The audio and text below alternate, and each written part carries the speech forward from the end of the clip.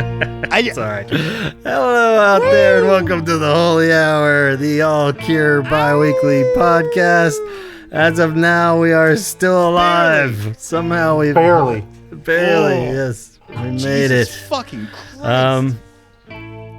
Like the Cure, we're treating every episode like it's the last, precious. And that's probably not that unreasonable. So welcome, and we're so glad if you're listening to this. Hopefully you're with us too, and we're happy. We had this whole month of April planned out. It was going to be this joyous celebration of spring and the celebration of 17 seconds. But I miss you, Chaz. Well, I'm glad we're all here. Like we said, we appreciate we'll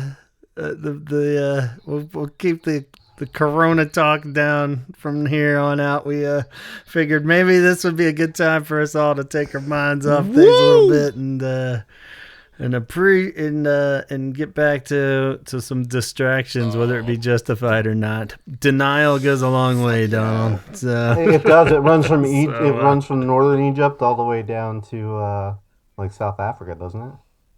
It does. Denial. And that's where we're going. Man, that's a big thing I've been into, like during this like quarantine time, and like I've been listening to some deep shit. Like I vacillate between like chill shit, like shit like 17 seconds, and then like Utah. Saints? Like early 90s.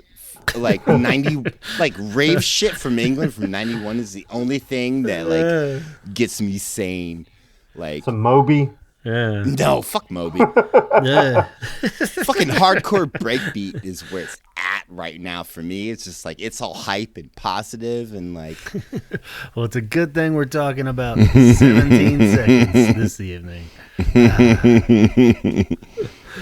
But what's a better soundtrack to the end of times, man, and like a really sad, sweet record. I was kind of wondering, like, how are we gonna shift it? And even the last episode where we did the mystery callers, we were all like, well, maybe we shouldn't talk about like 17 seconds. What does that really have to do with anything other than it is the 40th anniversary coming up? But in the sense, I think there is a huge thread in the sense that such a bummer. Yeah, but it's sweet, man. When you're depressed, what do you listen to? You listen to depressing music. Yeah. You know, it's like when you're happy and in love, you listen to happy poppy stuff. So like when the world's about to end, you listen to something that's gonna totally feel like it's gonna end. Baby, lessen the blow. Yeah. And because it's weird with 17 seconds where it's not the darkest Cure album, but it's dark, but it kicks off the dark era, as people call it, or the dark trilogy. And unfortunately, I think that's where we are right now. In reality, and 40 years later, is the start of the dark trilogy. God damn it. We're probably only going to get it even worse. So maybe we are in the 17 seconds of what's happening right now too, unfortunately, and so maybe it is the ultimate soundtrack. And that Faith record is going to be if it coincides with the times of right now, it's going to be it's like are we talking like June or May? When does it become I didn't think of that, dude. You're so right, man. Turns into pornography by like August when we're like, just really, like out of your fucking gourd, like out of your fucking mind. I'm only going to have an issue if I miss fucking Dune in the movie theater. I'm gonna lose my goddamn mind because there's no way I'm gonna watch that on my TV. When's it supposed to come out? In the summer, I think. Like, I swear to God, if I had to fucking watch it on my TV, I'm gonna be angry. Yeah.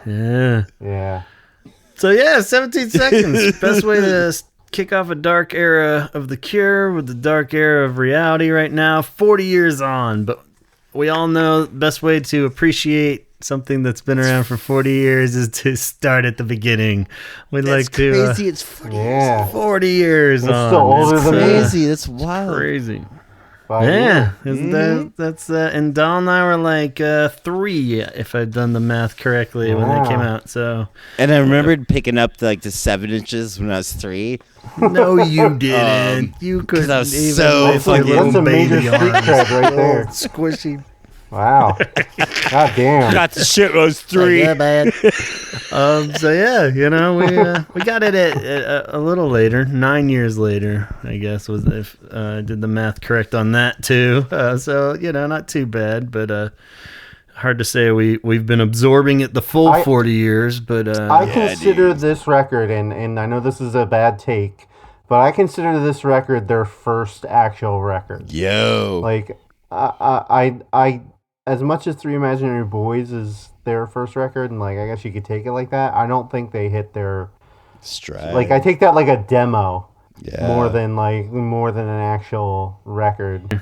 And it's weird because that's definitely come up a lot. Even Robert is on board with you, Chaz. He totally agrees. Okay, I didn't even know that. I've read a couple things where he said that himself, and he feels like that it's this was the first one that they didn't really hit their stride or anything, but they feel like this is the real first record. And I used to even think like the transition from Three Imaginary Boys into 17 Seconds was like so drastic. I was like, oh man, it sound. But the more you really listen to it, it is kind of like songs like Three Imaginary Boys could have been on 17 Seconds if you'd done the production the same, and you know what I mean. It is kind of there, but there's definitely a shift, and it is like it's like that they whole definitely demo had, vibe. Still had like a punk feel to this one, that kind of disappeared on Faith, but I feel like definitely there was like that hard edge on this one, that you could take some of the songs off of Three Imaginary Boys and throw them on here with the right production. So yeah, I definitely like the agree good with that. songs from it. Yeah, mostly just the good songs. Just like the good ones. Like, why isn't it on this? There's something about it. I mean, and I think as we kind of look at what was going on with him as a songwriter too, you see why those shifts occurred and stuff, and it kind of slowed down and stuff, and everything wasn't big shift too. Yeah, there's a lot of things. Like jagged sounds to like soft sounds. Mm-hmm. And just the idea of embracing, really smooth things out, and like, and it's kind of the step away from what you call new wave and post punk, if you want to put genre terms on it. But that's even kind of goofy. But at the same time, it is kind of like, don't just spaz out, because even like the early stages before they started recording this, you hear like versions of A Forest and even Play for Today and stuff where it's real like just sped up, almost like. Three-piece style, and you hear that they're real doing spazzy, these songs in that way, but once I think it gets laid. Those first versions of A Forest are fucking nuts. Great. Yeah, they're like totally just like fuck, so good. And it's like I really feel like they like with their initial stuff, they're like going hard and like jagged and stuff, and then they slow down a little bit, but still be quick and musically, Like they slowed the beat down, but progressed like all the like guitars and synths and stuff. So what do you think, just question-wise, what do you think inspired that, question-wise? Because I had some things jotted down, but I want to see if it matched up with what you guys thought. Like what, why? Him playing with Susie and the Banshees, right? Did he do that yet? No, that was that later? No, that was it. He did later, but this was touring. Yeah, his touring part. Yeah, because I think it was probably playing with them, and like the Susie's drummer was like totally a fucking banger, like Budgie name, but like that dude slaps so hard stuff, and like 70 Seconds is when like they really started like he started fucking around with time, not just with the drums, but just with the music and the lyrics, and then layering and like an atmosphere. And like there was no atmosphere on. I got that's Susie. That's him playing with Susie. Definitely. I would say Joy Division. Yeah. More than just about anything, and just like the expansion off of like Joy Division was the same way, where they started off more as a punk band, and then they went into like it could mirror 17 Seconds with unknown pleasures. Yeah. And then they fucking went like so dark when it came to like the next album, and then same thing with The Cure when they went into Faith. It was just like it almost mirrored each other with the type of music they were playing. And then you you had the world changing with music, like punk was evolving into more post-punk stuff and just like experimental stuff. So I think they're all kind of realizing they couldn't just be spazzy forever. Yeah. You know, I mean, that's like always great. We can't all be the Ramones and play the same album for the next 40 years. So. Yeah, I like to right. It's like I like to shout all the time, but then I realize like it's not really productive. Yeah, you know, like in a way, like it's funny. I had both of those jotted down. It's funny with the Joy Division thing that you said, Chaz, though, because a lot of times I feel like even though it's like a semi-obvious thing because of the connections and parallels of the Cure and Joy Division, even going back to our episode that we just did of the Marquee show.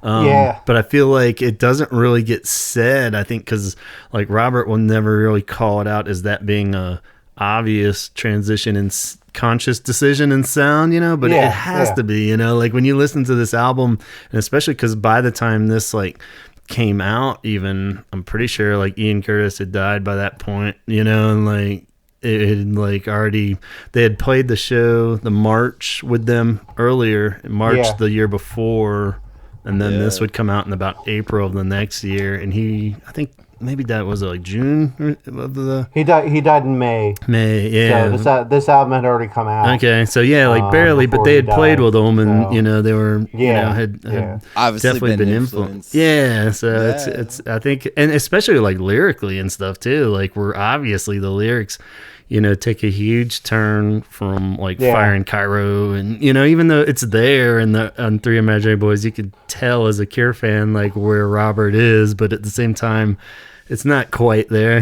Like even songs like Accuracy and shit aren't really like like obvious it's Robert Smith kind of lyrics. Yeah, like Object and shit. He would never write anything like that again, and it's a Plastic Passion even, it's like they're awesome, but it's not it's not very like signature Robert Smith lyrics. But all of a sudden on 17 Seconds you're getting shit where he's just like, are we talking about the progression of time and art? Yeah, like how things. It's only been a year, but I mean, like, just the progression of pretty things, and, like good sounds. Like it happens. Like well, I mean, it's only been a year, but he is Robert Smith. So I mean, if anyone's gonna to embrace it, like everyone's just vibing on kind of the same thing for a minute, and like making it better, making it cooler, like learning and listening, and like. I love that shit, and that's exactly why like I love 17 Seconds so much, because it is them like springing to life, like being on the pulse, and like what's the Cure's always been on the pulse of like what's kind of going on a little bit. Like they've been dope, and this is like the first example, like you're saying, Chaz, of like it's not demos, it's them like stepping up and like we're a fucking band now, like. And if you hold the singles out as like, Killing an Arab is the first actual single versus A Forest is a single. A Forest is like such like the Cure, I mean, you get like the only weirdness is the weirdness of the Cure is that like Boys Don't Cry would be in the middle of that, and that is always kind of the cut difference of the Cure's sound, or it's like they always have that, it's like, oh yeah, he always has that ability to just write a great fucking pop song, but at the same time, but 17 Seconds is like them like for me, like them like moving out of like their parents' house and like getting their first apartment. Yeah. You know what I mean? Like, it's the equivalent of, like, all right, I'm going to go do this on my own now. This like, Cure living. You know what I mean? Like, it makes sense. Like, they're learning how to make, like, spaghetti for the first time. And, like, I still think that the Joy Division influence is still not really stated publicly, just because I don't think that Robert, like you said, I don't think Robert Smith would ever admit to it, but they were like a step behind Joy Division, what they were doing, so like Joy Division did that Ideal for Living 7-inch, which was more of a punk feel to it, and then they did Three Imaginary Boys, and then you have Unknown Pleasures, and then you have the Cure the next year later did 17 Seconds, and then they put out Closer, and then the Cure put out Faith. So I think they all, like I said, like they all go right.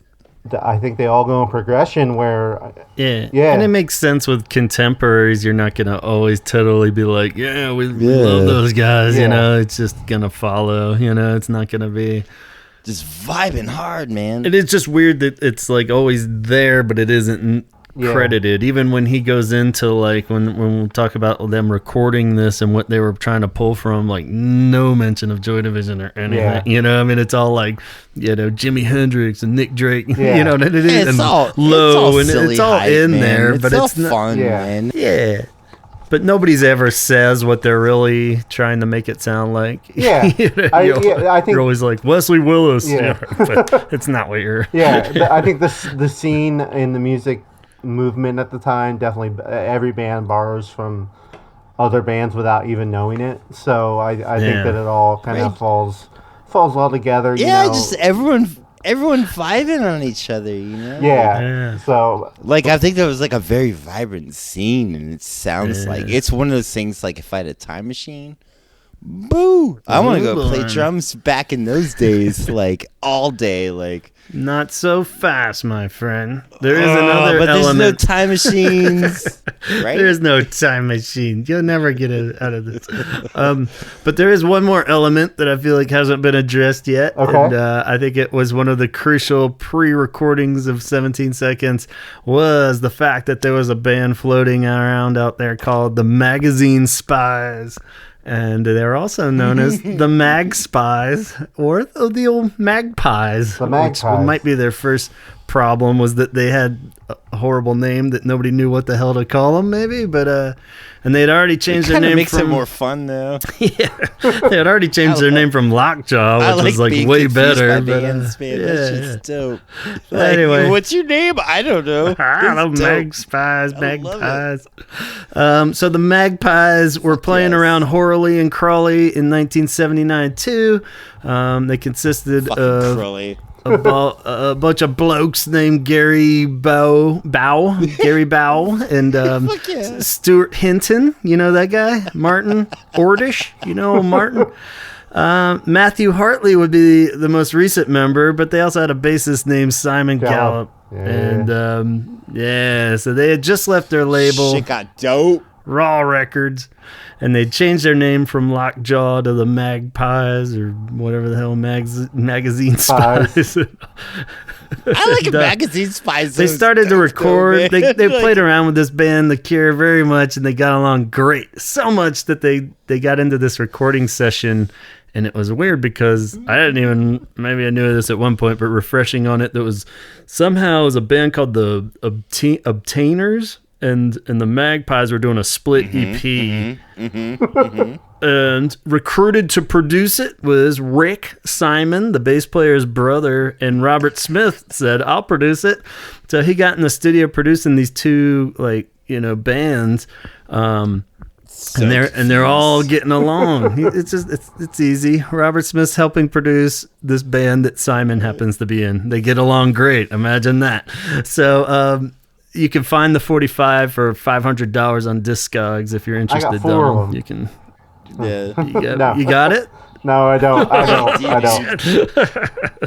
It's like, holy shit. It is on YouTube for free too. You can listen to it on there. I really like the idea of like meeting someone, like Robin meeting Simon, like doing this shit. Yeah, this is and what bands are all about.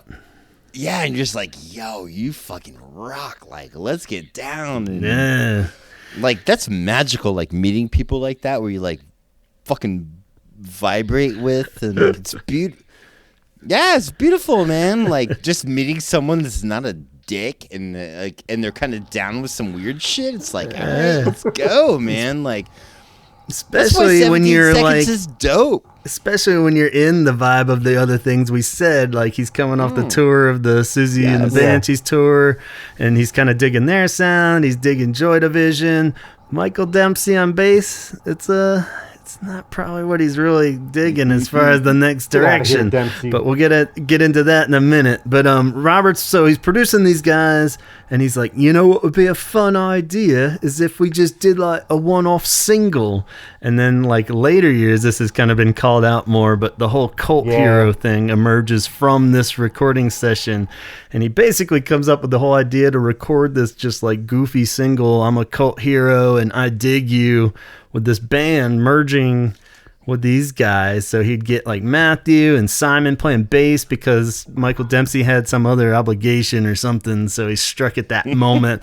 And for some reason they say the local postman, I gotta go deliver refrigerators. Yeah, he's like, let's do it like now. He has some dumb job. So they act like it's all in fun, missed out on all kinds of shit. Yeah, a lot of people would cite this as like a conscious thing where Robert just wanted to see if he could record with Simon and they'd all get along and have fun as like a little test maybe. And so they record this song and it sounds like it's heaps of fun. Frank Bells sings, you know, they call him the local postman, but I figure he's got to be like their friend too. They didn't just grab the mailman, drag him off the street. He's got a fucking job, man. I'm a cult hero, got nothing to lose. I'm a cult hero. I'm a cult hero. I'm a cult hero. I'm a cult hero.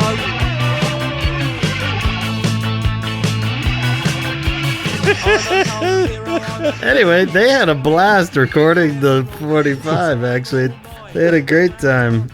Actually, everyone had a blast recording I'm a Cult Hero, except Michael Dempsey, who barely came in time to play some keyboards on it. What an idiot.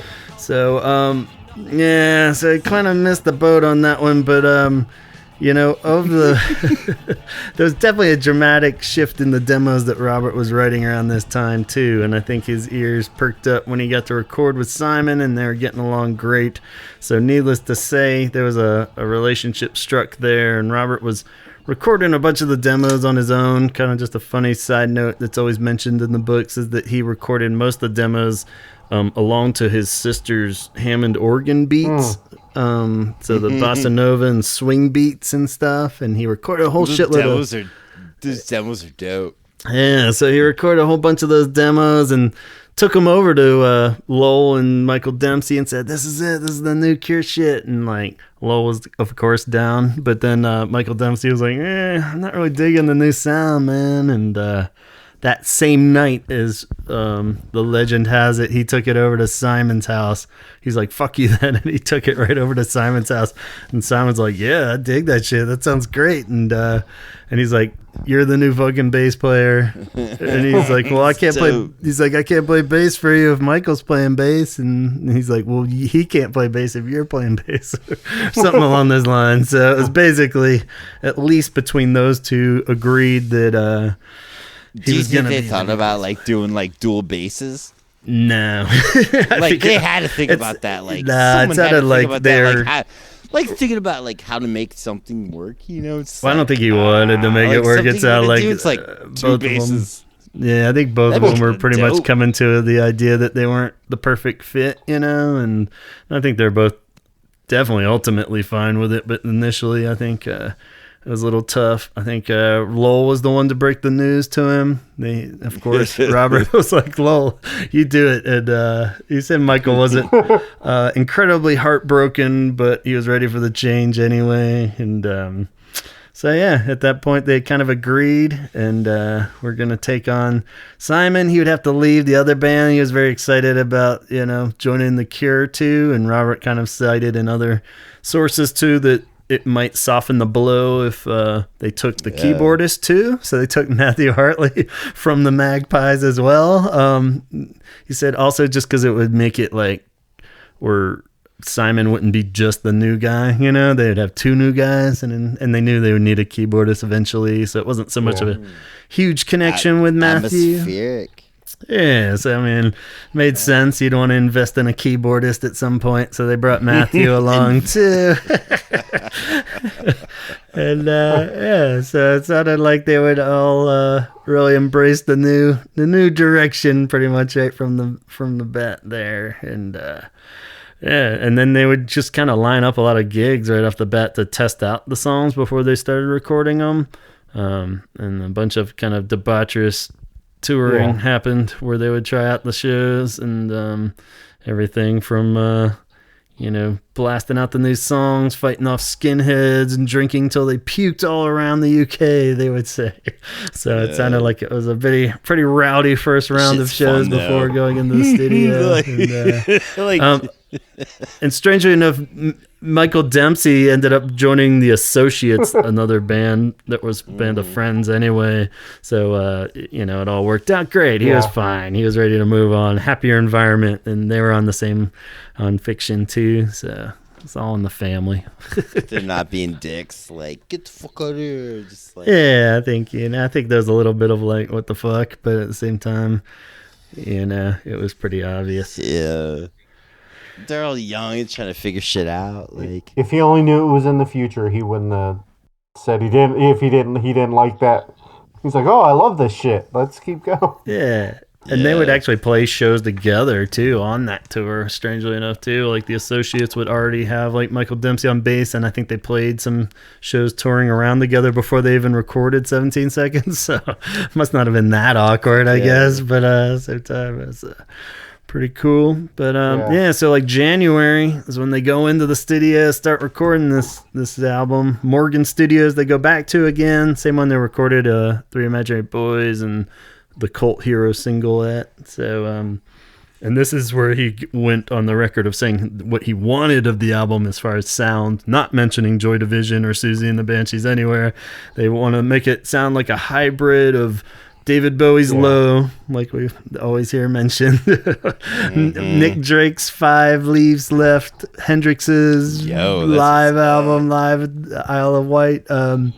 Nick Drake is the shit. Yeah, Van Morrison, like people Astral just Weeks. Like the players, like the people playing that records are played on that record are great. Like it's just like very sincere. Yeah. And I think that's what I really like about 17 Seconds. And I see where they're vibing on like those records, like especially like Nick Drake and like it's very sincere and it's their take on sincere, and I really like that. Mm-hmm. Like it's a very open, honest album. Like it's just simple and it vibes really hard. Like yeah, it's weird because it's like Three Imaginary Boys is like always considered the most like stripped down, whatever, raw, but in a sense like of how like raw, weird that 17 Seconds has so much atmosphere, but at the same time it's almost more stripped down than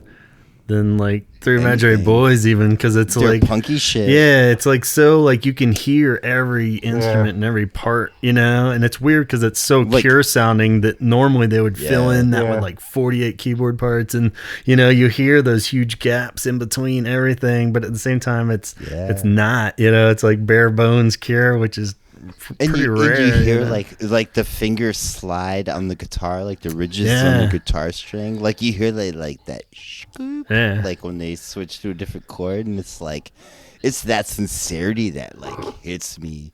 Like I love hearing that.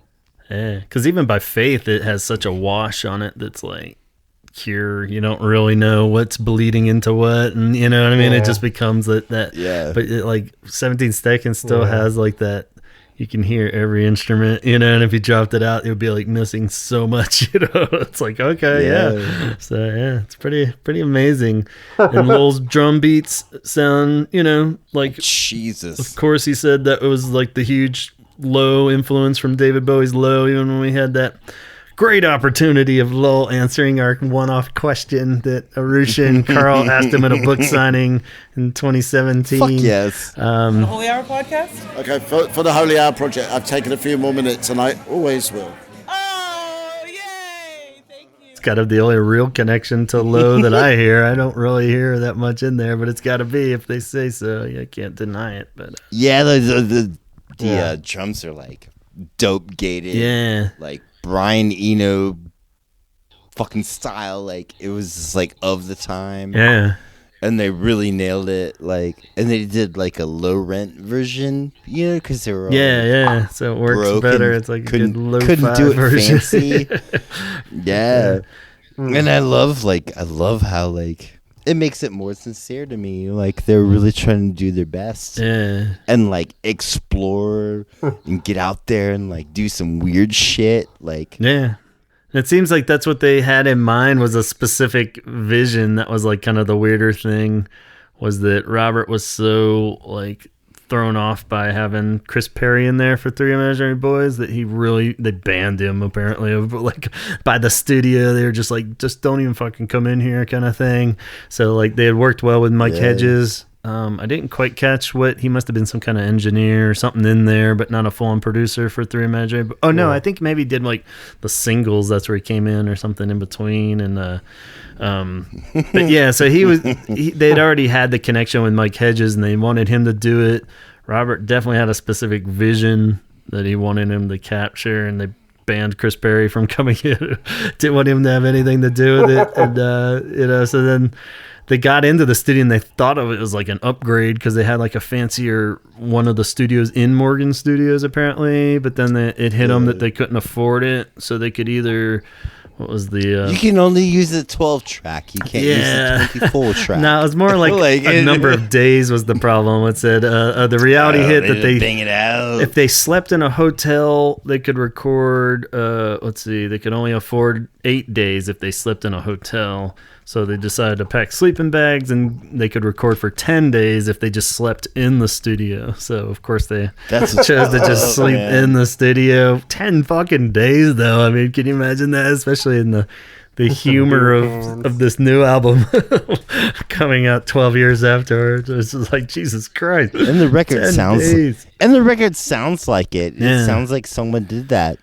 Yeah, Mike Hedges said he was more than willing to chase Robert's vision for the record. He had noticed how much they had already matured since the last album and respected that they were going for something darker with no concern of commercial popularity. So that's pretty cool. So yeah. Fuck commercial popularity, man. Fuck the masses. Yeah. I mean, there's no way that this record would have been big, even with like a major label back then. No. So it wasn't vibing on the pop scene. Yeah. So definitely, like we said, it takes a different, darker turn with the lyrics, the sparse instrumentation, the atmosphere. The isolating record, it's fucking literally perfect for it. Darker turn, but it's strange because it's not like, I mean, maybe it's just in the knowing how darker it would get.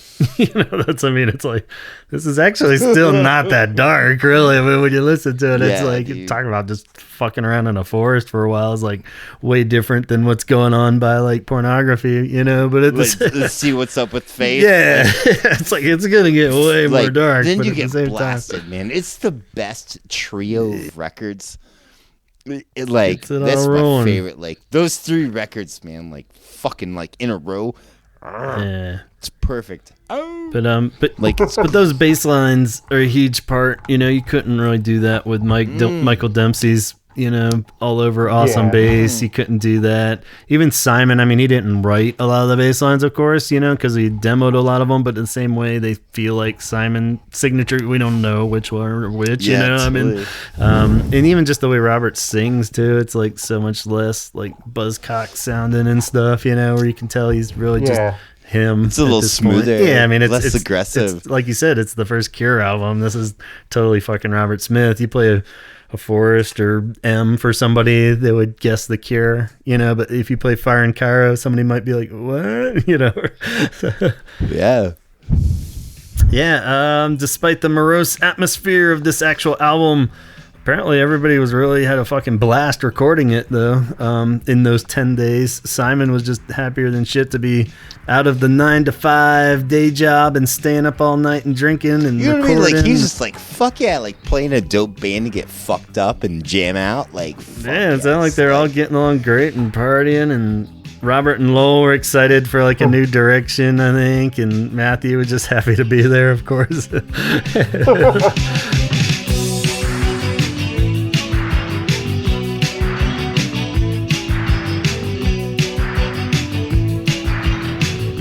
So 17 Seconds, The Cure's sophomore album, would finally come out after a whole year of waiting. The good old days when you only had to wait a year for a Cure album. And even if you're a US early fan, you were really in luck, because Boys Don't Cry came out in February of 1980.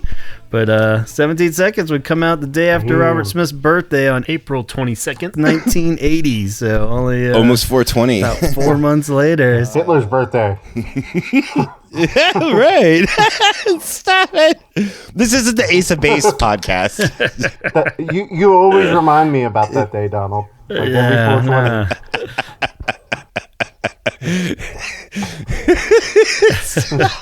Well, strangely enough, guess what number it peaked at when it came out on the charts? 20. Came out that would peak and enter, I guess, or maybe it just would peak somehow. I don't know how long it took to get there, or if it debuted at 20, which is surprisingly high, though, considering like Through Imaginary Boys made like pretty low, if any, impact as far as a debut album, and it wasn't like a band that did huge success right off the bat. So 20 is pretty damn good. This is the UK charts, of course. So yeah, pretty glaring pop record there of where it would debut. So I figured now might be a good time to go into track by track. What do you think, guys? You ready? It's a little bit of a rarity. The Cure's only album that would start with a instrumental track, I guess, unless you count like Tape on Show or something. But seems like that would be something they do all the time, but nope. And A Reflection kicks off the album, and it's a very cool instrumental track, I think. I'm very down with this one. So yeah, very cool way to ease into a completely different sound. So right off the bat, if you are a huge fan of the Three Imaginary Boys post-punk spit and spatter Robert Smith style, this already seems a little bit of a departure, you know? It makes you feel like it's like it starts off with an interlude, you know? Yeah. Like I like that. It's a good way to go into it, just like here's a whole new world. Yeah. Yeah. So yeah, it's I don't know. Nice and short. I love it. I love it, but it fits in perfectly with the album as a whole. Yeah. Like, I think you could put that song between, like, any of the songs on the album and it would have fit. Yeah. So this part, like, definitely seems a little more, it flows, and it flows beautifully into the first, actual song, Play for Today. Amazing pop gem, I think. Absolutely. Just a real Cure staple.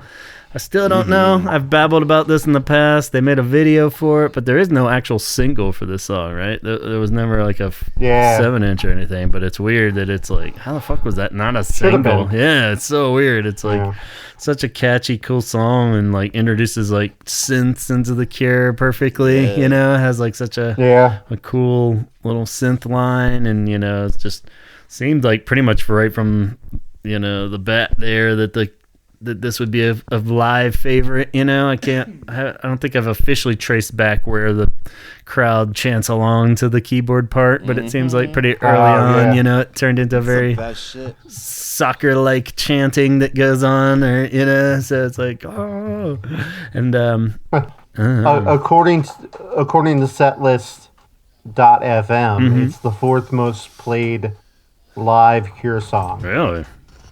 Behind a Forest, Boys Don't Cry, In Between Days, and then Play for Today at 767 times. Wow. Interesting. The Forest is 1,096. So yeah, I would definitely say Forest and Boys Don't Cry, and I would think like Just Like Heaven, but I mean, I guess because this came out so much earlier, I guess it makes sense. But I felt like there might have been an era where this wasn't quite in there, maybe like from Wild Mood Swings up for a little bit, it wasn't quite in the set all the time, but yeah, wow, fuck yeah, it should be. I feel like I wonder what if you really wanted to nerd out, you could like figure out what was the percentage of like European gigs, because they do that over there more, and it gets embraced so much more, like if they play it like every time they play like outside of the US, and it's just when they don't play in the US very much, or I don't know. What, are we not worthy, or like I just think we don't Probably quite not. get into the. Yeah, I really don't think we deserve. Totally speculating, but at the same time, I wonder how many of those plays were European versus. I bet there's a lot. I don't know. Maybe the whole soccer chant thing. Yeah. It could be. Yeah. The first time it's noted as being played live is at the Stateside Center in Bournemouth on August 29th, 1979. I used to summer in Bournemouth when I was in college. No, not Whore's Mouth. Bournemouth. In whose mouth? Bjorn's mouth. Oh, hello. Here we are. Hello. Don't bring him into this.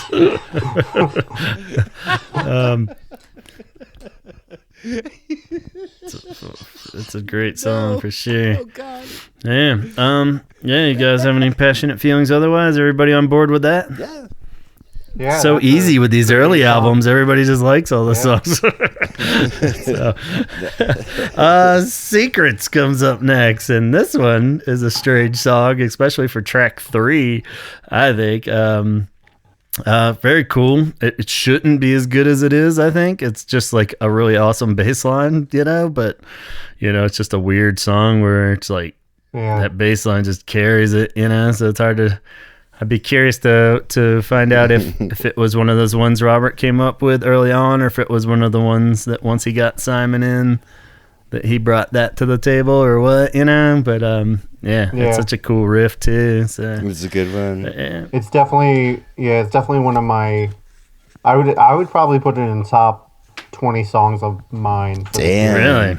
Wow. So yeah, it's definitely one of my favorite songs. Yeah. And it's been growing on me ever since, and like every time I hear it, it grows like a little bit more. Yeah. So I like the fact that you can't hear him sing. Yeah. And that's like the first time he used that like mumbly. Yeah, that's really under the instruments kind of thing that he does. Yeah. And this it's so drastic that it's not even like they're just slightly low. It's like you're just not even supposed to make out what the fuck he's saying. It's like basically an instrumental song, but at the same time it's cool because it's in instrumental, there. Yeah. The lyrics are supposed to be told in secret. Oh, I've never made that connection, man. I'm a literal idiot. I've never made that connection. It's like, all right. So it works. But, it makes a lot of sense. It is an interesting choice for track 3, though, especially when the first one's just a very short instrumental song.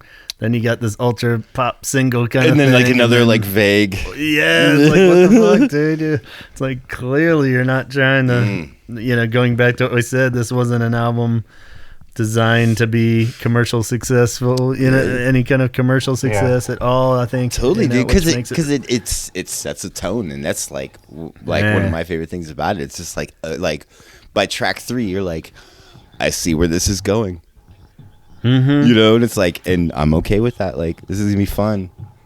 Yeah, and you know what I mean. Said, like fun for me, but it's gonna be dark, man. It's gonna like shit's gonna get weird, Yeah, like Chaz says, it's totally grown on me too. I think just because of that, factor that it's, especially as a kid, I never appreciated it. I always liked it, but I just, always kind of felt like it was just a cool bass line. And, I was like, come on, there's so many other songs, but at the same time, as you pick it apart over the years, over the 40 years, it starts to be like, this is just a cool, just the idea of them doing something like this now would be so cool, So. Yeah, I think it definitely with the, that Frankie Rose thing that you sent me, that's like my favorite song on the whole album. Yeah. So I don't know. I think they do a great job of covering that, but it's definitely up there near the top for me, and I think the lyrics are great too if you actually sit down. Yeah, when you pull it out, it's cool. It's always one of my favorite things is like quiet lyrics, but then when you pull them out, you're like, they're actually good quiet lyrics, It's like a lot of times when you hear a band do that, just like, oh yeah, the lyrics are total shit. That's why it's turned down, So it's like, okay, cool. In Your House is another deeper cut live favorite, maybe. It's one that's always never really gone into obscurity with The Cure, but at the same time, it has the best tempo. Been around. Yeah, so that's why it's a slapper. It's such a weird tempo for them, but it I don't know, it works. It's got a little swang to it, and the lyrics are great. I don't remember the lyrics other than In Your House, but you just listened to it. I know I did. Yeah, didn't you just? But I just like the tone of it. It's one of my favorites on the record. It's Pretending to Swim. I Play at Night in Your House. I Live Another Life. So it's really kind of creepy. Yeah, it is a weird one. So I don't know. Wonder who he was stalking at that point. Yeah, but it's it's like a creepy tempo too. You know what I mean? It's just ding ding ding ding, and it has. It's like if you're tiptoeing like a cat burglar, you know, that's probably how you would do it to that ding ding ding ding ding. You just creep around. It's a creepy song, man. That's what's dope about it. Even this whole album, I feel like it's definitely got more of a you guys have been, and it is the dark era is starting, and it is a dark but yeah, there's something more creepy about this album than full on, definitely by depressing factors of The Cure. It's not super depressing. It's just dark and creepy. Yeah, it's more just something's ooh, I think we just cracked the code. Yeah, you don't even know if he's the bad guy or not, really. What the fuck? So it's kind of. He just wants to wear your skin for a little bit. Yeah, just watching, playing at night in your house, and, while you're asleep. And this is a good example. I think I made a note of it, but I haven't even fact checked myself. But the idea of we're getting those long classic Cure intros on this album in particular, versus Through Imaginary Boys and stuff, or which will become a given for Cure stuff, where you start getting to where it's almost a minute before they actually start singing or anything, and so that's pretty cool to see the birth of that. My son brought that up to me the other day while we were driving in the car, listening to The Cure, and he was like, "Why don't they just start singing right away?" And I was like, I don't know. Yeah, it is a very Cure thing to do, and it's called music, buddy. Look here, bud. It's called art. Bud. Look here, bud. This is well, it's funny, because you're grounded. It just stretches from the pop, the ultimate pop song is the one where it just comes out where and they do that too, in the occasional song where it's he'll start singing before even the band kicks in or something, but yeah, that's their fucking thing. And the next song actually goes back to our 3 episode and our earlier theme from Secrets of the song 3. Which I still feel like this is just filler as fuck. I know a lot of diehard Cure fans love this song, but it's this is barely a song. This is it's cool as shit and it fills out the album awesome, but at the same time it's I don't know, man. This is a really short album, and there's already some little instrumental parts that are kind of counting as 2 of the 10 tracks, and then this song is just it's pretty filler. It's surprisingly. It's meant to be early filler, in the man. running It's order. like a fucking interlude, dude. It's but you don't need a filler on an album this short. We needed another one. We had interlude song, it's it's the third interlude song. And it's a weird place for it. Do you think it just maybe if it wasn't the running order, it's the final song on the first side. It's what the fuck? It's just some it sounds like by the time they finally get the fucking song rolling, it's half over, It's they're just all kind of hitting shit that sounds cool, but it's very dissonant to get, it's it works. I definitely don't have a gripe with it as far as Cure gripes, but at the same time, but as it's the a vibe bit of a shame. I think no Wendy time. Yeah, it's no Wendy time. There's nothing like silly or just bad steps with it, but at the same time, I think this shows that it's 10 days in the studio. This is definitely an example of where maybe like an extra couple, extra couple days, they probably would have come up with something else, or even they're like, what do we have? It's like Journey this by moody Train or something might have been like some moody shit we just been jamming out on. Where they're like, oh fuck, what do we have? Like we have 10 days, and it's like fuck, like like just make some moody shit. We have like 5 good songs. Like let's roll with it. Yeah, and just like let's go, man. Like I'm sure there's more than 5 good songs in this record, but just like filling in with some like moody instrumental shit, like that's ballsy, man. That's dope. Yeah, I think that's what I'm getting at. Adds to the ambience of the album, like the whole. If it was like a 12-track album or something, I think I would have totally been like, whatever, this is great. It fills it out. I just feel like it's always an album that fell a little short to me, and we'll get into that with the final review. But at the same time, it's like, but I feel like it's a little filler, a little too soon. But I don't know. You guys kind of agree, but maybe not as harsh. I don't agree. I think it adds to the ambience of the album. Should have been track 1. It should have been track 2, man. Just like right after, double down on that shit. Like, but it adds to the ambience of the album. Yeah, I like it. Yeah, I mean, I think it just it doesn't bother me that it's there. Yeah. So it's like it's not like where I'm just like, this is fucking bullshit. Like I don't want to sit through this. What is this? Skip. I just like kind of get lost in it, and like it's just kind of forgettable. Yeah. But it's not annoying. Yeah, it doesn't take away. Yeah, it doesn't take away from anything. Yeah, I totally agree. Yeah. It's 2 minutes and 36 seconds. So it's hard to be too offended. Hey, man, I'm a busy guy, man. I don't have time for this shit. Come on, like, what the fuck? I'm moving to pop, and I want to hear a pop song. I'll hear anybody dig around for 2.5 minutes. That's fine. When it starts getting into the 6-minute mark, you're like, okay, what the fuck are we? So yeah, that's the end of side A. I'm gonna take a piss break since we're skipping to side B. Yeah, I'm going off mic. So for the Patreon, people get to hear you piss. That's one of the rewards. all the piss tracks are gonna be.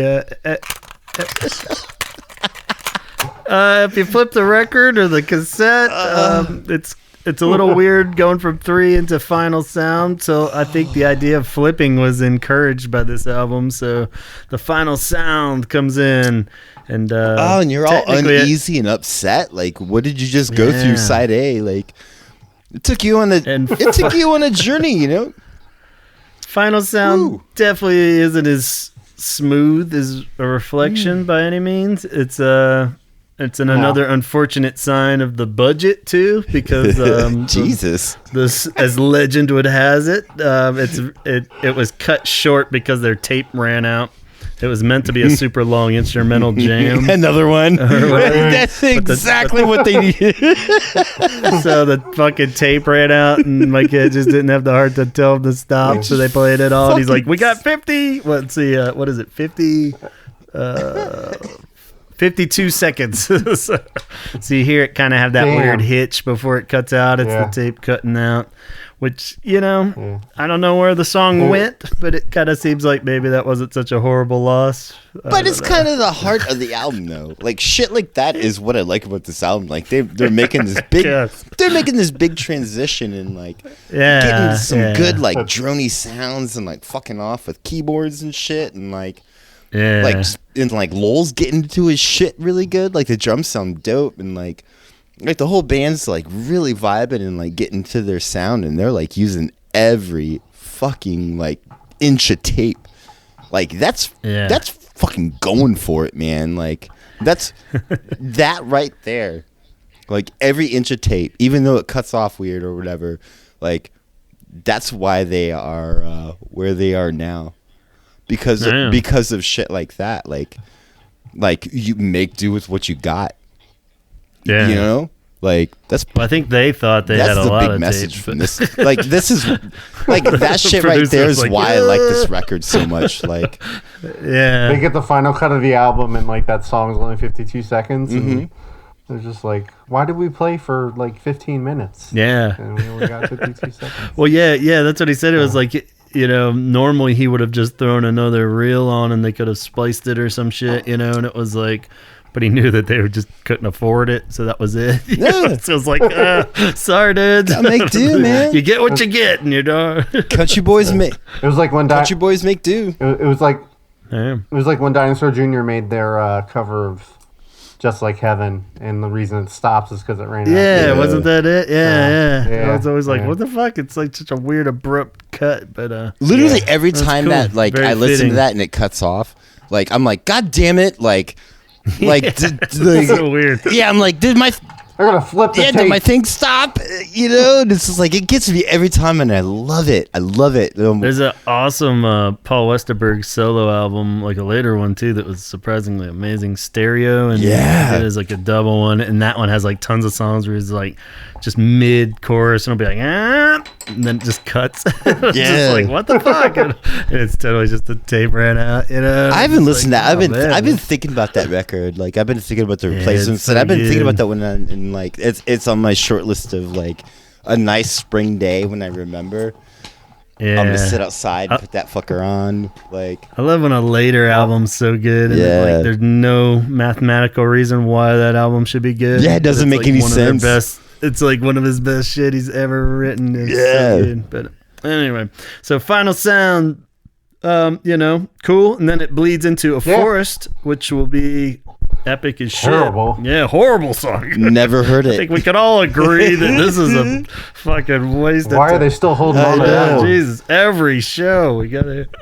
A lot of people. I think there was a Slicing Up Eyeballs website poll many years back. This came out as the number one ultimate Cure song. People voted as like the best Cure song ever, which weird, but you know, I get it. It's definitely it is a little weird, but it's their most played song live, so it kind of makes sense, and I think they do an amazing job with it live. Yeah, where it's just like you don't want the song to end, and Simon's just playing that bass, and they like he fucking like Simon is edging you. You know, it's like you don't want to end, and it's like oh god damn, but he really pushes it, and it's like it's a good feeling, you know. It's like, oh man, like when is it gonna stop? Like it's fun. It's fun as shit live, and it's a great recording too. Like it would be released as the first and only single on April 5th, ahead of the album, 2 weeks before the album came out. Entered the charts at blank. I forgot to write that down, so I don't know where it entered. But, the UK charts 31. 31, yeah, solid 31. It did score high enough to get them on top of the pops for the first time. Yeah. What song? As we mentioned in our videos episode that never came out, it would be a fan favorite to this day, and Robert would play. They'd look like robots. A lot of the footage would be used in the actual first video for The Cure, A Forest, and he'd have his big fuzzy broken thumb in the video. So yeah, it's a very crucial song in The Cure's history for sure. And does Robert play bass on that too? Is it like a double bass song? No, he's just fucking around in that top of the pops. They're all just because they're miming to it. Because like in the video too, like the actual video, they're both playing basses. Yeah, it's one of those weird things. I think they did that for a couple of the videos. Yeah, he always plays guitar on there. Okay. Yeah, like, they always fuck around with videos though and be stupid and silly and shit. Like, I think it's a case of that. Like, to them being like, whatever, get it. I'm playing the bass and arguably at times, not at this point yet, but they start pulling that bass 6 in, which is like a guitar, something weird in between kind of thing. That's its own thing, but that they use on like a lot of Disintegration and stuff. Like, I think it's like the video for Fascination Street. Simon's playing like a bass 6 instead fuck for yeah. some reason, but I mean they're just fucking around in the videos because they're miming to it. I think, but it's like, but it's actually one of the only songs on Disintegration I think it's not on, but it's like for a band that like really takes themselves seriously, they don't take themselves seriously. Yeah. Like where you would think it's all really thought out and planned out, like it really seems like it's not. Like they're just goofing around, and like that's what makes me love them. Like. Yeah, for sure. It's even going back to that idea of like the cult hero thing that pulled Simon in, and it was all like it wasn't that calculated, probably. Like I think they were always just kind of fumbling their way through everything and having fun. But yeah, it would they would totally say that this would be the new Cure song. The Forest would be like a perfect representation of what would be the Cure to come and throughout history, and I think that's pretty awesome. And it kind of like is like perfect Robert example of like, and like, or just him throwing a curveball to the listeners that he'll do for the whole rest of the, to use another baseball analogy, but the pattern, just is there from A Forest on, while you still have like the Boys Don't Cry kind of clearly pop staples. I think this is probably the first true Cure single, It's dark. Yeah. It's dark. Pretty cool, which leads into M, which is another definitely fan favorite, Song slaps, man. Guess you'd call it a deep cut, but I think so many Cure fans love it that it just seems silly that it's not really that underrated, even because everybody but at the same time, no like single recognition or anything, but it's such a good song and such a cool surprise. I think it's like a perfect 1-2 punch with A Forest. Totally. Such a great back-to-back pairing they did with that. Yeah, it is not a. I think they go great together. And it's not a moody instrumental interlude. Yeah, it's not another one. It's like, all right, like I feel like building momentum, building steam, like some back-to-back jams. Like, all right, like some propulsion, not like. Like a chill out, like an up-tempo song, chill out, up-tempo song, chill out, where it's like, you're like, it like fucks with your emotions, like subtly, like, and then you get some back-to-back slappers on like side 2, like, not even the end of side 1, like most people like, most, like a lot of records is it'll like start slamming at the end, get a little deep or something, and like, woo, but it's just like this, like, it's like watching a tide come in, really like a shitty tide that smells like slow, like foamy, like one of those like one of those like gross foamy, and it's like hot water. It's not even cool, and then like just watching it slowly come in, and it's not even like it's not even satisfying. Like it's not a big rush of waves. We're like, whoa, like holy shit. But not 100% sure what the fuck you're talking about, but I think I agree with you. Talk about the flow of the album. For once, flow of the album, like from like side 1 to 2, A to B. Yeah.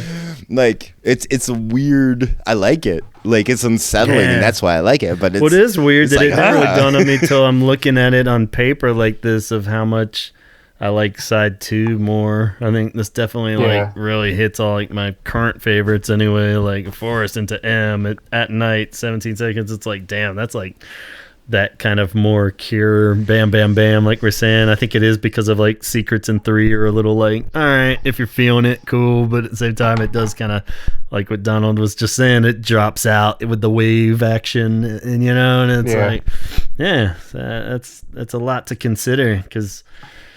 M is a fucking gem, it's like one of those ones. It's like so simple and great too, but it sounds like a lot's going on, that's like almost Disintegration level if they really blew out the production on it, but they kept it simple, Damn. Yeah, and M is the song title. It's an abbreviation of Mary. Yeah. So the song was, I guess, about Mary. So that's cool. Which is weird because lyrically you would think it has it's like what? And then like there's been other things where he talks about it's like the French movie M or whatever, which is like totally way darker and it's supposed to have like some kind of lyrical reference to a Camus, A Happy Death, where there's actual lines kind of lifted from there. So I think it's just that early hodgepodge kind of Robert Smith thing. But yeah, maybe she just dug that song, so he made it M. You know, that probably is the most realistic, where he just gave her a little nod with it, you know, because he's referenced her as M as like I don't know if it's a full-on nickname or what, but I think it's I think on like credit notes he calls her M and stuff, right? Doesn't he? That is one of my favorite ones on the album, though. Like, yeah, I love that song. That I love part's great on it. Oh, it's so good. Yeah. Just like the chord progressions and like good tempo again and good drums. Like the drums sound dope as shit. Yeah, for sure. Sounds like a drum machine, but it's not. Like it sounds so good. Like, yeah, it's really them. Like, God damn.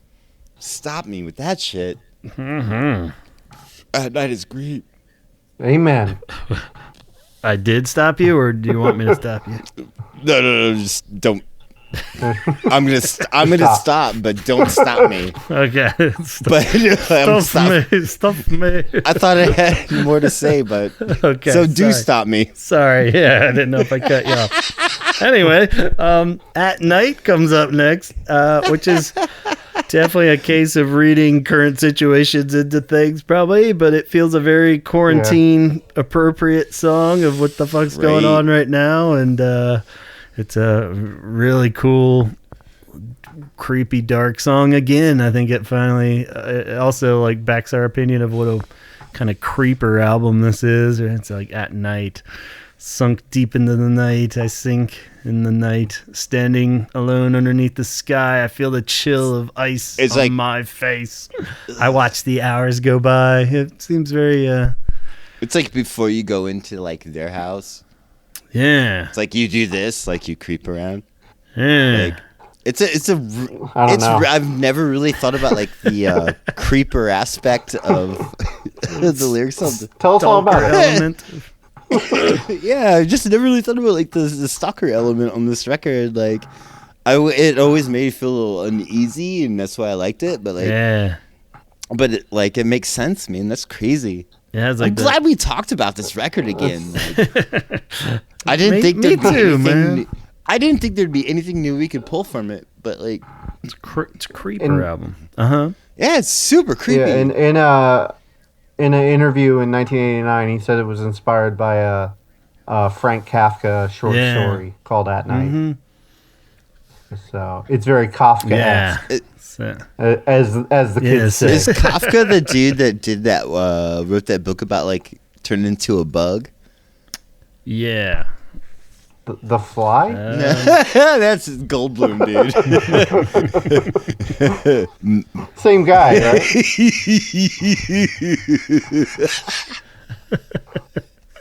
Jeff Goldblum wrote this, right? Is that? Yeah. Jeff. Hold on to your That's why butt. people tune into the Holy Hour podcast. He's taking over the best of Jeff. The best Jeff Goldblum podcast. 17 seconds wraps up the album as the final track. This song, as the whole album, has grown on me. This song, I think in particular, has like grown on me the most since like going back as a wee boy. I was always like, yeah, it's cool, but like every time I feel like I hear this song, I like it more and more now. I'm not really sure why. Yeah, dude. It just starts to even almost feel good. poppier, even like it's just like this could almost been a single. You know, it's like it's such a cool song. It's weird that it never really like clung to me as a kid that much. Yeah, when you're a kid, because it's the sweetie jam on the record. It wraps it up and like they fuck with you the whole record, like interludes starting the record and like it doesn't build up until like the end of like the first half and like really hits home at the second, and it's like it's all heavy shit. Yeah. And then it's like and this song's kind of sweet, but it delivers like I still don't know how to take like 17 seconds. Like it's a measure of life. Like that's it's heavy as shit. Yeah, it's not very sweet. The lyrics are pretty. I think it bleeds perfectly into Faith. Yeah, true. Yeah, I think it just like hand delivers Faith to you. Well, it does seem to get more like if you get like stupid analyzing of the lyric side of it, I feel like I read it somewhere, and it's definitely probably doesn't hold true, but like the idea of where it starts getting more into death and life, kind of, which faith is all about, where it's leading more to that. And somebody said somewhere, I don't even know if it was from an interview, like 17 seconds is supposed to be like the time after death before your soul, where your brain, or something like that, where it's like, cause it's like when you get your head chopped off, and for a second you're like, holy shit, and then you die. I don't really know how someone should. Yep, I'm officially dead now. Start counting. Like I don't know how they fucking ever mark that. Wasn't there like a whole movie like 7 grams was like the one? No, it's 21 grams. 21 grams, 17 grams or whatever. Yeah, same shit. It's like, yeah, great. I don't sign me up for that science experiment. I don't want to be. You have your consciousness for 17 seconds and you lose 21 grams of your body. Okay, yeah. Is that like a common thing? I don't know. Is that sounds? I don't know. The 21 grams is just farts. Like that's all mine are. Like, but the 21 grams of fart. But it does kind of sound like the end. Like when you look at the lyrics, it's like time slips away. There's like hardly any lyrics. It's like time slips away. Yeah. The light begins to fade. Everything is quiet now. Feeling is gone. The picture disappears. Everything is cold now. The dream had to end. The wish never came true. And the girl. It's totally about your head getting chopped off, and you're like, what? That's the thing. It's a measure of life. Right. 17 seconds. Yeah. So. And that's all it is. But I mean, that does bleed into faith like perfectly. It's like that's because there hasn't really been much like heavy death kind of feeling, I felt like, unless we're just totally missing the lyric stuff. But it does seem more like creeper stuff with like at night and in your house and a forest and stuff is definitely not like full on. Pondering the afterlife and the point of life in general. And you know what I mean? Like faith definitely seems more in that territory. But, so yeah, it's a great segue for that, for sure. But I don't know. I love it though, because it is like a poppier song. Like you said, it feels sweet, but it isn't. Yeah. I feel like this album's weird because it matches side A with side B so perfectly almost. If you look at the track listing, you have the two instrumental tracks, a final sound and reflection. Okay. Mm-hmm. Then you have Play for Today and A Force, so like the two obvious single kind of songs. Yeah. Then you have Secrets in 3, which are on the same side, but they're the kind of filler instrumental almost songs. And then At Night and In Your House are pretty much the exact same song, even when you look at them. At Night, he actually says At Night in Your House. And then In Your House, he's saying I play at night in your house. Oh, shit. It's really fucking weird. Like I almost at times would even forget which one is which, because I'm like, what the fuck? Yeah, at night and at night, but then it's like in your house. It's like the same fucking song. It just blends like the whole the whole album really blends together like so well. And even M and 17 Seconds are the last two that kind of like they're the poppier of the two, but they're still dark, but they're like the two kind of. I get you. But yeah, it's weird. They all have like a partner, a buddy to walk into the buddy. Always have a buddy. Oh, hello. I don't know what that means, but I just think it's weird. Oh. But yeah, it really does like blend together. Like I love that. I love that about the record. Like it's like such a thematic, moody like through the whole fucking thing. Like they don't stop. Yeah. Like it's unsettling and soothing at the same time. Like it's a record I have to think about putting on. Mm-hmm. It's like, do I want to go here? Yeah, because I'm gonna listen to the whole thing when I put it on, and it's like am I ready for this? And I like that about it. Like that's one of my favorite things about it. It's like fuck, man, I'm gonna listen to a bunch of interludes and get in a mood. Like it makes me moody. And it's purposeful on their part. Like, and that's what I like about it. It's like all those interludes at the beginning. It's just like it's unsettling and like sets you up. Yeah. Really well, like for like the punches of like badass songs and like I like where it takes me, and it does it so well. Like my top 3, man, it's like It's in my top 3. Has it changed for you over the years? Like as far as when you first got into the Cure and the first listen, if you can even remember back to your first 17 seconds listens, has it changed in any way, and how? It's definitely gone up in my list. Yeah. Totally. A slow riser. Yeah, I think the first time I heard it was when I got the Happily Ever After 2 LP thing with the Faith and 17 Seconds on it, and I was just like, I had already listened to Three Imaginary Boys, and I was just like, all right, I'm put this on, and I'm just like, holy fuck, this is a completely different sound. Was that the first way you heard it? Like with paired... on like a fucking record? Yeah. Yeah. So on LP or yeah, because I went. That's dope, I man. bought Three Imaginary Boys and a couple other records, and then I was shocked because they had like this punk sound from what I had heard before of them, and then I went out and I found that and I bought that and came home and listened to it, and so it was like the next 2 albums, and I was just like, holy shit, this is like something that like I never really would have expected after that first album. Yeah. And then I was just like kind of hooked at that point. So, but yeah, like it was about middle rank for me, and then over the last couple of years it's definitely gone up. Yeah. And I kind of get mixed up between that and Faith and Pornography as which one I like the most. Yeah. And Jars of Clay. Yeah, Jars of Clay. Yeah. It's always important to put a Jars of Clay album in your favorite Cure top 5. Yeah. Just to really throw it off. How about you, Donald? Can you remember back that far? Do you remember like I remember first impressions versus I mowed lawns as like a middle school or like early high school or whatever, and like it's one of the tapes I was like bought with my lawn mowing money. Yeah. And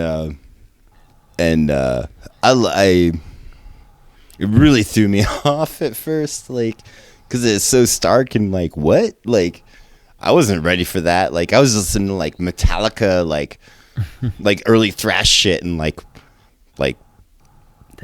And it just like, it was so the opposite, like the it was just such a complete opposite of what I was listening to, and like, and they already like, I was already kind of hooked on the Cure, like going into like my first listening experience, but like, and it was all disjointed. It wasn't like I listened to like the records coming in out order. like, That's why. Yeah, and it was just like someone like throwing like a bunch of like a shotgun shell at you like of records and like albums. make sense of it. Makes sense And it's like, I don't know, like, and like love. It's like I like and this in Pornography at the same time. It's like, it was like listen to this bad. Totally, dude.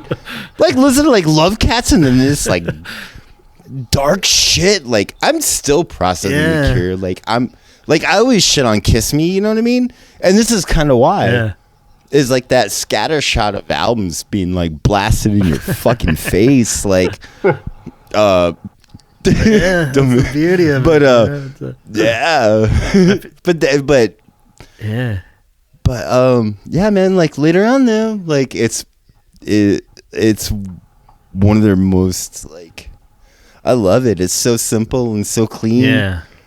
Like it's just like simple lines. Well, like we were saying, I think it's weird because it's like you have simple Cure with like the post-punk punky stuff, and that makes sense because it is just like ba ba ba ba ba, like. But like here we get like a simple version of what would be later Cure. Like you could totally hear the Cure like Disintegration era doing these songs, but they would have recorded them like with so much more layers, and you know what I mean. It's like they're almost like demos to future Cure in a way, if that makes any sense. You know what I mean? It's like you hear it just so stripped down, but it's still that sound, and it's crazy, and it's something you can't really appreciate like until you hear later Cure too. So it's harder. So that's why I think maybe for so many of us it does keep getting better and better every year, as opposed like probably one of the biggest climbs in my care loving is like this one, because it is like the album that always kind of got a little neglected too, you know, and like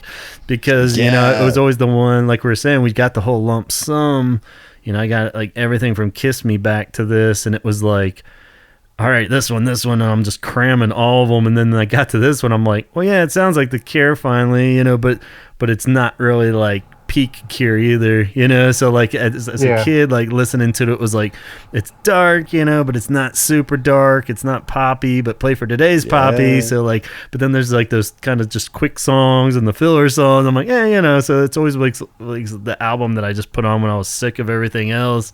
But like now, like seeing and really appreciating the timeline and shit, you see how important this is, and it really do fucking love it more and more with every listen, because you see that this is like, this was their first step into that, and like what a fucking cool step it is. It's like, wow, you did do it, you know. That is pretty fucking crazy. But yeah, like that's the first step. And and I guess we kind of addressed it with Donald grabbing his tape, that an interesting note has come up in the last year, that only on the US, UK, and Canadian cassettes, some fucking reason, A Force and Play for Today were switched, where it's only on those. But was it A Force is switched to side A, where it comes in right after a Reflection, and Play for Today was on side B. So, but it's only on those, not on any vinyl. Like my very, very like weird. The cassette I'm looking at right now, like A Forest is like track 2 on side A. And then Play for Today is like track 2 on side 2. Do the math, Chaz. It's like a US thing. Like they just, like the single did well, so they want to put it earlier, like for the US tape. But it's like that on the UK tape too, which is really weird. Idiots. Fucking weird. Anyway, but that was courtesy of this dude Eric. Actually sent that to my attention. I was like, what? Good on you, Eric. Yeah, way to notice those details. I was like, huh? But yeah, he said it bugs him because of that instrumental where it goes, you know, when you get used to hearing the next song right afterwards, and it just really disrupts the flow, you know, where it should just go like the dun, dun, then go straight into Play for Today. But I can see that. Minor details. But so, great record though, man. On, we're gonna keep celebrating 17 seconds throughout the month of April, as long as the world lasts and people give a shit that this album should still be celebrated this month overall. I think that does it for 17 seconds. Hopefully we'll be around to another 40 years, 50 years from now. We'll take what we can get. Well, thanks for being a part of this one, Chaz. Yeah, dude. Always good it was to have you fun. on board, and so much more solid. So thanks, Donald. Thanks, Chaz. Thanks to everybody else out there listening. And until next 40 years, talk about it.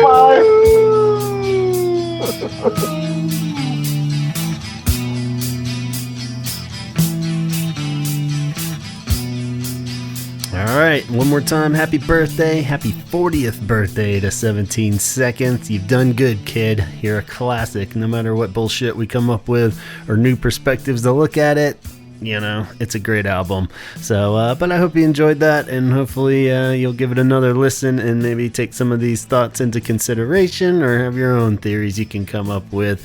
But again, special thanks to Donald and Chaz for hashing that out with me during weird times too. We really tried to, our minds are all over the place at this point, and you know, so it was fun just to get that escape. So I hope you guys enjoyed it too. We're gonna keep trying to crank out some 17 Seconds themed stuff all through April, so all schedules are kind of off at this point. As it gets done, I'll just post it. So the best way is to subscribe on Apple Podcast or whatever, or just keep an eye out on it. And as it comes out, I'll put it up there. And we got a couple more surprises in there, but we're also going to crank out an Other People's Perspectives episode as soon as I get it wrapped up after this. And we had some great calls and contributions from listeners, and get a few more thoughts on this wonderful album. And hope you enjoy it. And we're going to keep kind of sprinkling those old episodes back in there. Hopefully you've noticed the past 2 ones. I try to keep them, where there's some related to some anniversary or something. So we're kind of cherry picking our favorites and just dropping them in there. So they should be predated and go to the end and the bottom of the list there. So if you feel like you've heard all the oldies, you might want to check down there and see if you remember that one. But otherwise, Instagram, Facebook, email me directly at gavinconnor@gmail.com. And with any ideas or thoughts on these episodes, and we'll have all of them posted in all the usual spots. But more importantly, take care out there, keep safe, keep doing what you're doing. If you've made it this far, you're doing great. Just hang in there, and hopefully we'll have some good news around the corner before too long. But watch out for yourself and others, and until next time, talk hard, don't die.